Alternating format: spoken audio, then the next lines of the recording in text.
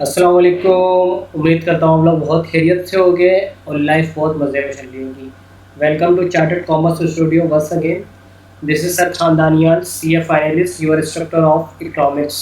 Sir, आज का हमारा टॉपिक है इलास्टिसिटी ऑफ सप्लाई।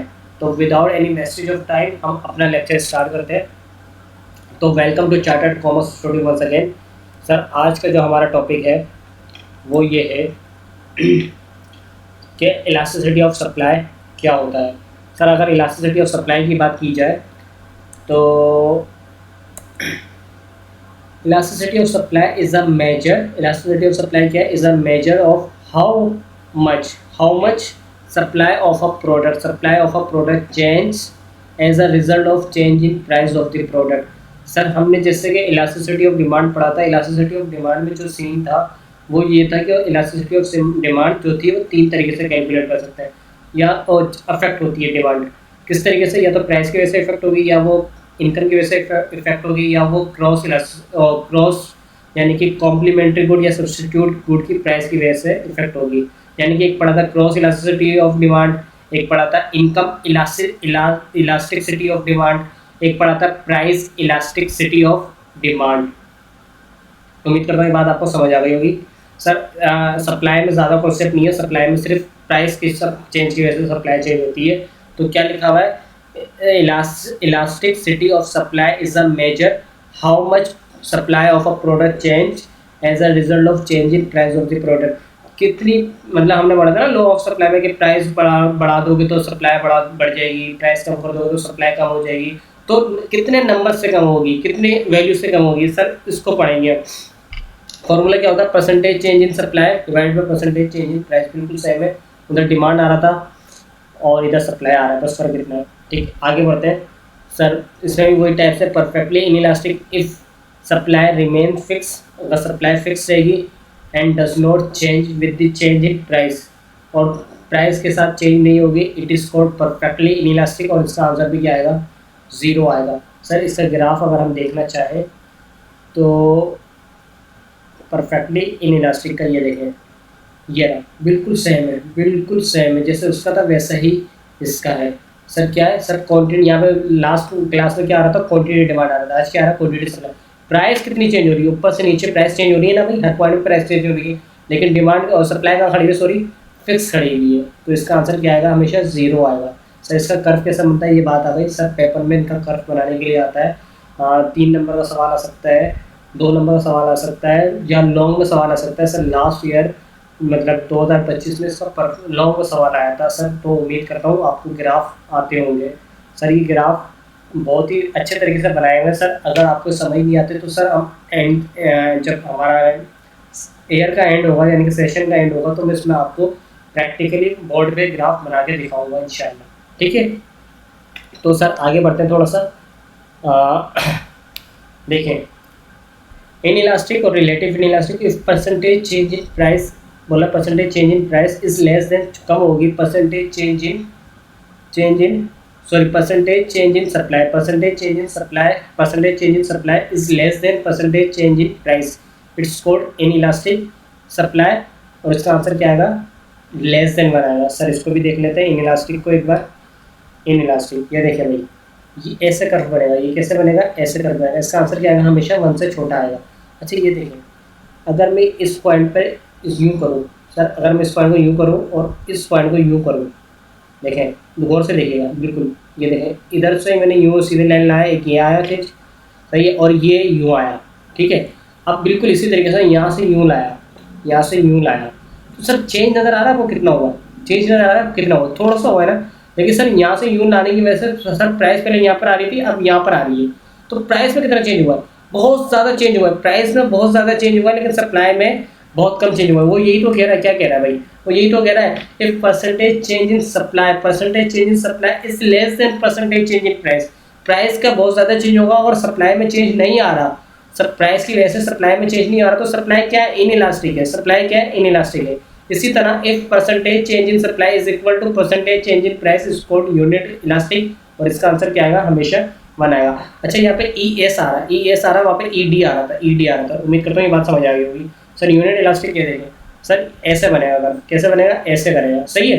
और सर अगर मैं इस पॉइंट से यूँ कर लूँ और इस पॉइंट से यूँ कर लूँ और फिर यूँ करूँ और यूँ करूँ, तो सर इसका आंसर हर जगह से इक्वल आएगा, हर जगह से इक्वल आएगा। सर ये कर्व आपको बनाना आने चाहिए। सर इसमें नंबरिंग वंबरिंग करने की ज़रूरत नहीं है। ये क्या होती है? लेवलिंग होती है। क्या होती है? लेवलिंग होती है। ये क्या लिखा है? एस लिखा है, ये प्राइस लिखा, क्वांटिटी सप्लाई लिखा, ये ई इज इक्वल टू 1 लिखा, सर यूनिट इलास्टिक लिखा, ये लेवलिंग है। नंबरिंग करने की ज़रूरत नहीं होती है इकोनॉमिक्स में। बात समझ आ रही? 1 2 3 4 नहीं करना मुझे।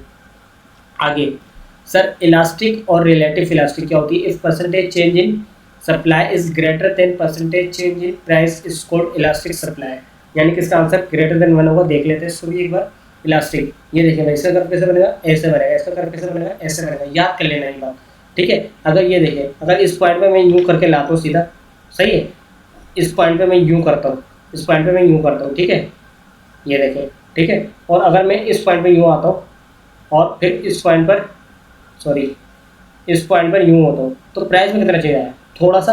लेकिन सप्लाई में बहुत ज़्यादा चेंज आया, सप्लाई में बहुत ज़्यादा चेंज आया। बात समझ आ रही है आपको?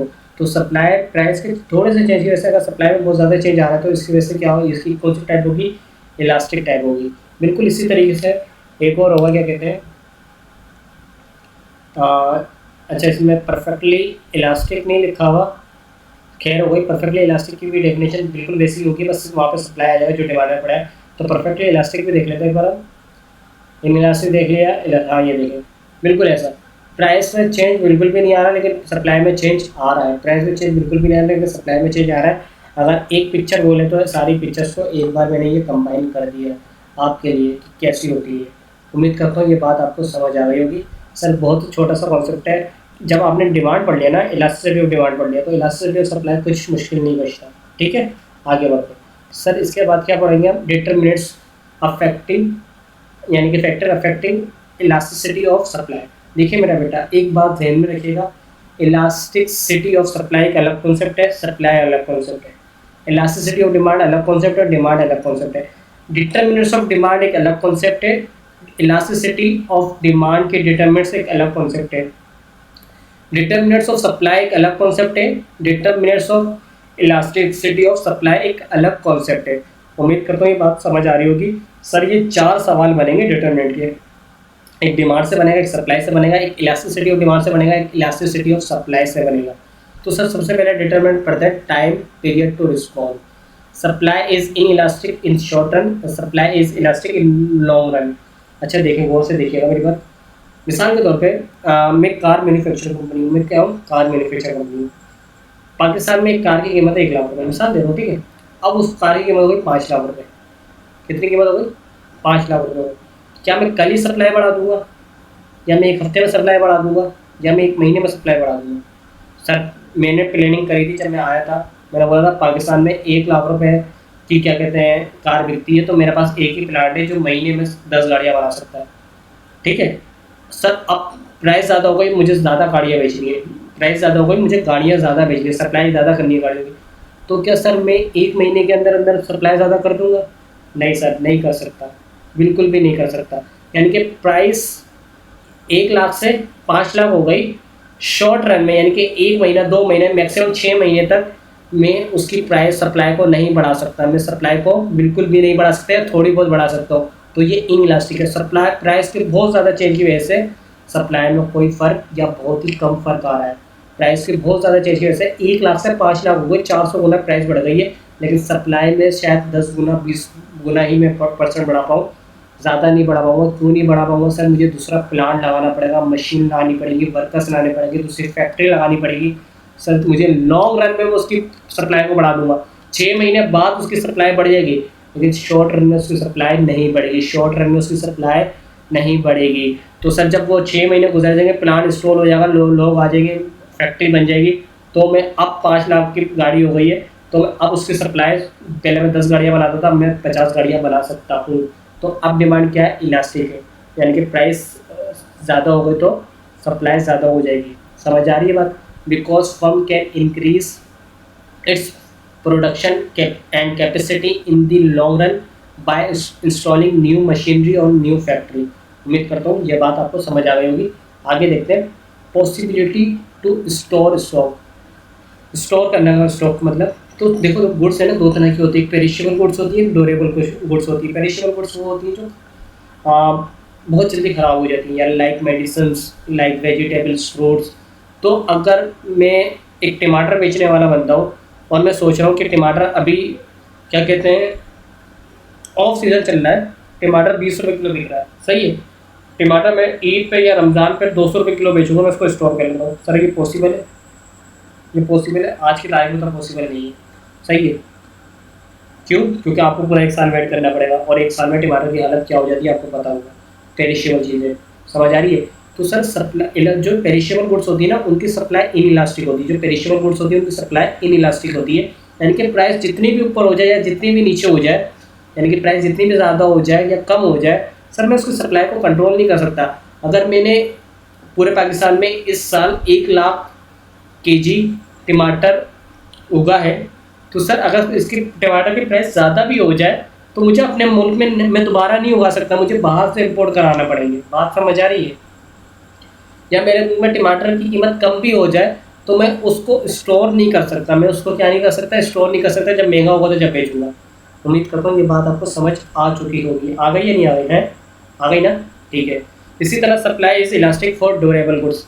भाई अगर मैं एक फ़ैन बेचने वाली कंपनी हूँ, एसी बेचने वाली कंपनी हूँ, ठीक है। अब एसी की प्राइस सस्ती हो गई, एसी की प्राइस सस्ती हो गई, सर्दियाँ आ गई, ठीक है। तो मैं क्या करूँगा? मैं बोलूँगा स्टोर कर दे भाई, आप गीज़र लेकर आ जाओ और इसको गर्मियों में बेचेंगे जब इसकी प्राइस महंगी होगी। ऐसा होगा या नहीं होगा भाई? बताया भाई, ऐसा होगा ना?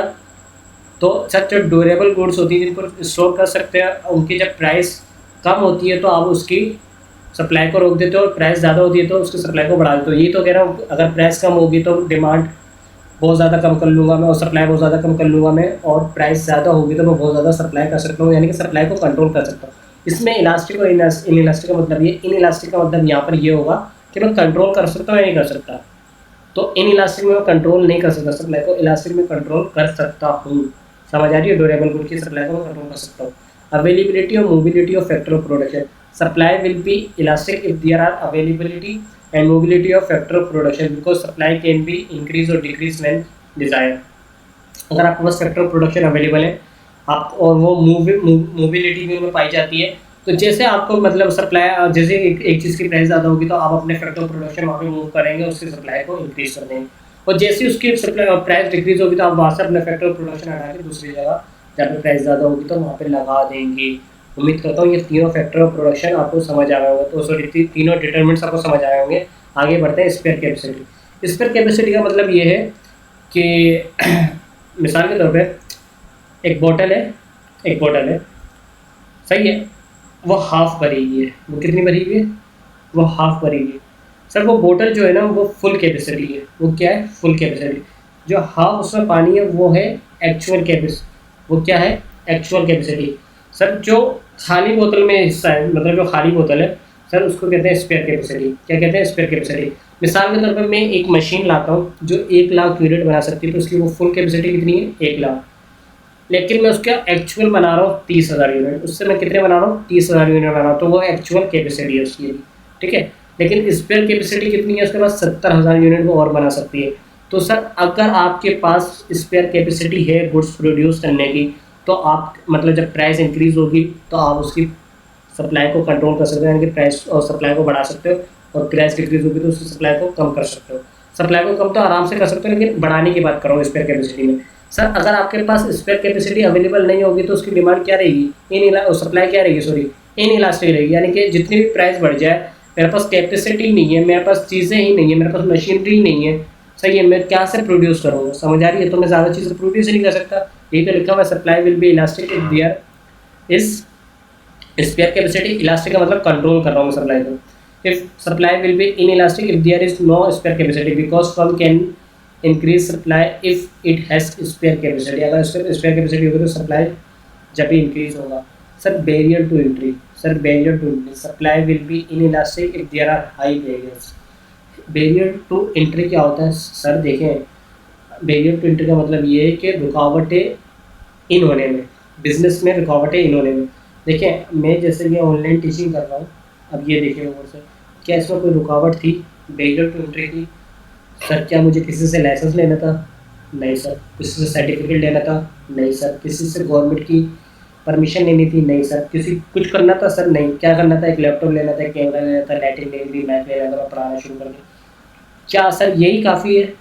नहीं सर, नॉलेज भी होनी चाहिए। तो सर इधर टीचिंग में बैरियर टू एंट्री क्या होगा? नॉलेज। मैं सीए हूँ, चार्टर्ड अकाउंटेंट हूँ, जिसकी वजह से मैं आपको इस लेवल का पढ़ा पा रहा हूँ। बात समझ आ रही है? सर अगर मैं सीए ना होता तो मैं इस लेवल का आपको नहीं पढ़ा पाता, बिल्कुल आम टीचर्स की तरह आम तरीके से पढ़ा रहा होता। बात समझ आ रही है आपको? तो सर बैरियर टू एंट्री मेरे प्रोफेशन में क्या है? Knowledge, skill. ठीक है।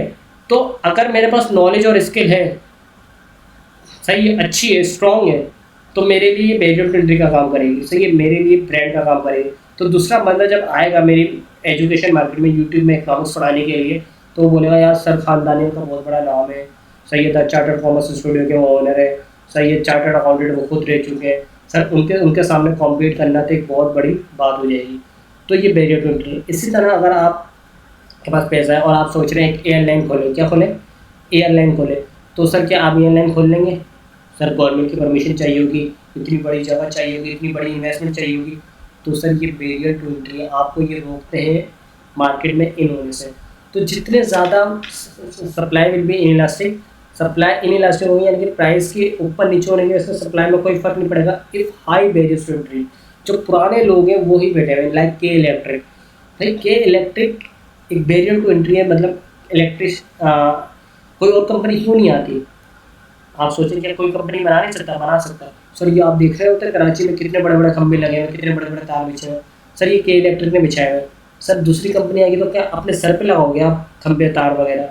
समझ आ रही है? उस शुरू से मेहनत करनी पड़ेगी, सारे रोड खोदने पड़ेंगे, सब कुछ करना पड़ेगा। सर एक हाई बैरियर टू एंट्री है। सर गवर्नमेंट से लाइसेंस लेना पड़ेगा। समझ आ रही है? फिर लड़ाई होगी, कुछ लोग के इलेक्ट्रिक से बिजली लेंगे, कुछ लोग दूसरी कंपनी से बिजली लेंगे। तो बात समझ आ रही है? तो सर ये बैरियर टू एंट्री, जब बैरियर टू एंट्री है तो के इलेक्ट्रिक की जितनी भी मेरे प्राइस बढ़ा दे के इलेक्ट्रिक, उसकी सप्लाई में कोई फ़र्क पड़ता है? हैं? या सब प्राइस जितनी भी कम हो जाएगी उसकी सप्लाई में कोई फ़र्क पड़ेगा? नहीं पड़ेगा। समझ आ रही है? सप्लाई क्या हो जाएगी? इन इलास्टिक हो जाएगी। सप्लाई क्या हो जाएगी? इन इलास्टिक हो जाएगी, यानी कि प्राइस जितने भी बढ़ा दो, प्राइस जितने भी कम कर दो, उसकी सप्लाई एक फिक्स रहेगी, फिक्स रहेगी। ठीक है, because new firm can not be enter market to increase supply, दूसरी फर्म को चांस ही नहीं मिलेगा सप्लाई को इंक्रीज करने का। Production time, supply will be inelastic if goods can be produce in long time, यानी कि agriculture produce. Supply will be elastic if good can be produce in short term, यानी कि industrial production. Sir अगर मैंने बोला ना, जैसे मुझे टमाटर की प्राइस ज़्यादा हो गई, तो टमाटर के मैं दोबारा दोबारा उगा सकता हूँ फसल के बाद? सर मुझे पूरा साल वेट करना पड़ेगा। तो इसकी सप्लाई क्या होगी? इन इलास्टिक होगी, यानी कि प्राइस जितने भी ऊपर हो जाए या नीचे हो जाए, सर इसकी सप्लाई को मैं कंट्रोल नहीं कर सकता है, इसकी ना सप्लाई को बढ़ा सकता हूँ ना डिक्रीज कर सकता हूँ। समझ आ रही है? इसी तरह अगर मैं ये रिमोट है, मिसाल के तौर पर ये रिमोट है, सर ये रिमोट की प्राइस ज़्यादा हो जाए तो मैं क्या इसकी प्राइस सप्लाई को बढ़ा सकता हूँ? बिल्कुल बढ़ा सकता हूँ, क्योंकि मेरे पास ये इंडस्ट्रियल प्रोडक्शन है, तो मैं इसकी सप्लाई को बढ़ा सकता हूँ। ठीक है। अब सारी इंडस्ट्री प्रोडक्शन को नहीं बढ़ा सकते, मैंने कार की मिसाल दी तो उसको नहीं बढ़ा सकते। अगर आपके पास स्पेयर कैपेसिटी होगी तो आप बढ़ा सकते हो, वरना नहीं बढ़ा पाओगे। उम्मीद करता हूँ ये बात आपको समझ आ चुकी होगी। तो सर आज का लेक्चर हमारा यहीं तक था। सॉरी। तो उम्मीद करता हूँ आपको ये बात समझ आ गई होगी। तो मेरा बेटा, अगर आपको कोई भी प्रॉब्लम हो इलास्टिसिटी ऑफ डिमांड में, इलास्टिसिटी ऑफ सप्लाई में, तो आप मुझसे पूछ सकते हैं, मैसेज कर सकते हैं मेरे गिवन नंबर पे। हमारा यहाँ पे elasticity of demand, elasticity of supply बिल्कुल कॉन्सेप्चुअली 100% का कंप्लीट होता है। सर पेपर के लिए बहुत ही इंपॉर्टेंट कॉन्सेप्ट है, और वैसे भी प्रैक्टिकल लाइफ में भी बहुत इंपॉर्टेंट कॉन्सेप्ट है। जब आप किसी भी फर्म या इंडस्ट्री में काम कर रहे होंगे तो आपको ये प्रैक्टिकली आना चाहिए। सर इकोनॉमिक्स सिर्फ इसलिए नहीं पढ़े कि आपको पेपर पास करना है, इकोनॉमिक्स आप इसलिए पढ़े क्योंकि आपको दुनिया में रहना है। समझ आ रही है? थैंक यू सो मच, आपने मुझे इतना वक्त दिया। मिलते हैं अगले लेक्चर में, जब तक अपना बहुत ख्याल रखिएगा। अल्लाह हाफिज़।